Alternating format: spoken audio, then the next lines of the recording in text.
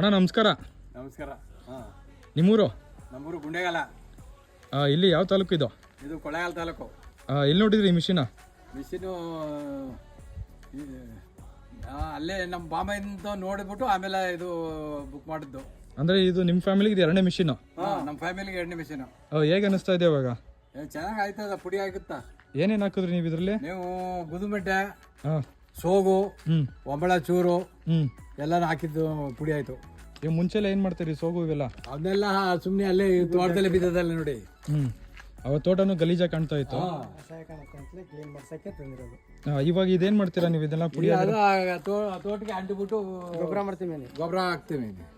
ಇದು ನಿಮಗೆ ಉಪಯುಕ್ತ ಇದೆಯಾ? ಉಪಯೋಗ ಇರಲ್ಲ, ಅದು ಎಲ್ಲ ಗೆಜ್ಜೆ ತಿನ್ಕೊ ಭೂಮಿ ಹೊರ ಆಗುತ್ತಲ್ಲ. ಆಮೇಲೆ ಈ ಮಿಷಿನ್ ಯೂಸ್ ಮಾಡೋಕೆ ನಿಮ್ಗೇನು ಕಷ್ಟ ಆ ಥರ ಏನಾರು ಅನಿಸ್ತಾ ಇದೆಯಾ? ಏನು ಇಲ್ಲ, ನೀವು ಹೇಳ್ಕೊಟ್ಮೇಲೆ ಏನು ಕಷ್ಟ ಇಲ್ಲ, ಚೆನ್ನಾಗಿ ಆಯ್ತು.